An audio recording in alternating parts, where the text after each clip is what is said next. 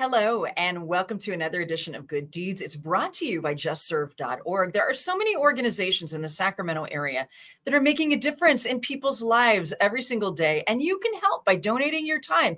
Get connected with an organization that you feel passionate about, and a good place to start is at justserve.org. Today, we are finding out more about the work that CASA does in Sacramento. With me is Danielle Dace.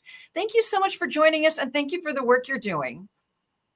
Well, thank you. I really appreciate having this time to talk about CASA. So thank you for having me.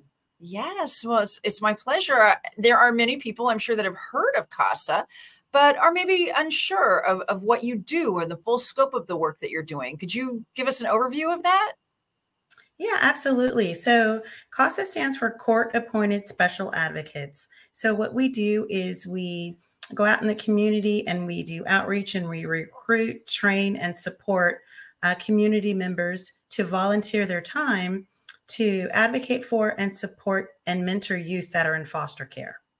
Now, what does that look like for one of these advocates? What might they be called on to do? Well, CASAs, first of all, are sworn officers of the court. So there's an extensive training program that you go through, learning the ins and outs of CPS and the court process.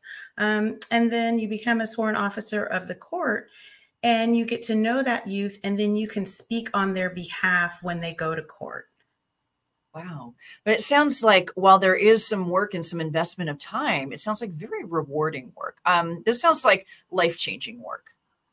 It is. It's absolutely life-changing for not only for the youth, but also for the CASA. It's just it's such a rewarding feeling to give back to the community, and then to help young people that are really in need of just some serious, consistent, stable adult support. Yeah, I imagine for a lot of these kids, they've not had this their entire life. For a good portion, the youth that are in our program, in the CASA program, are generally going to be youth who are not going to be adopted. They're not going to be reunified with their family.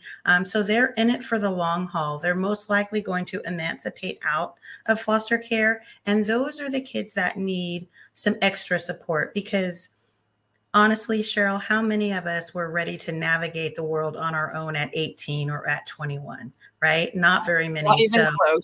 Yeah. So these are the kids that need that extra support. Yeah. Well, what are some of the ways that we as the community can support what you're doing at CASAs? It sounds like very important work. And if someone's watching right now and they want to help, what could they do? Well, they could go to our website, sacramentocasa.org, and there's two ways that they can help. They can click on the volunteer button, or they can click on the donate button. So to volunteer, you just click on the button, fill out an inquiry, watch myself on about a 30-minute orientation video, which will give you much more in depth of what the roles and responsibilities of being a CASA are. And then go through that process of becoming an advocate and volunteering to work with a youth. Or they can also donate, because we are a nonprofit. And so, yeah, we are always in that fundraising mode as well. Just out of curiosity, what kind of a time commitment would it require someone who is interested in becoming an advocate? So we ask that you commit to one youth for 18 months.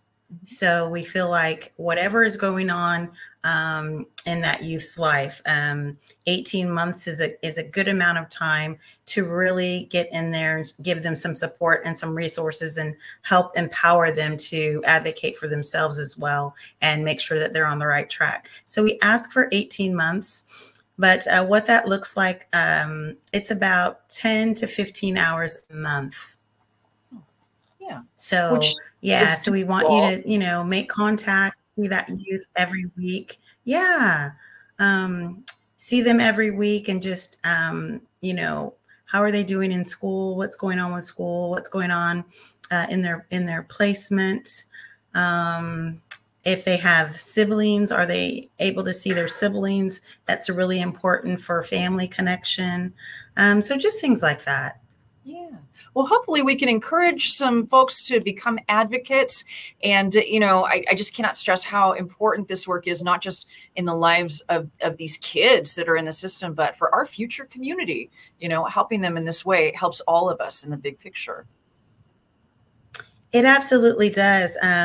We have some statistics about what it looks like for youth in foster care after they emancipate, and it doesn't look good. Yeah, the statistics are not on their side. So just what we do know, though, is that youth who have a CASA, their outlook is better. So yeah, just having that one consistent, stable adult can make all the difference. Absolutely. Well, thank you once again for sharing your work with us. And thank you for doing that work here in Sacramento.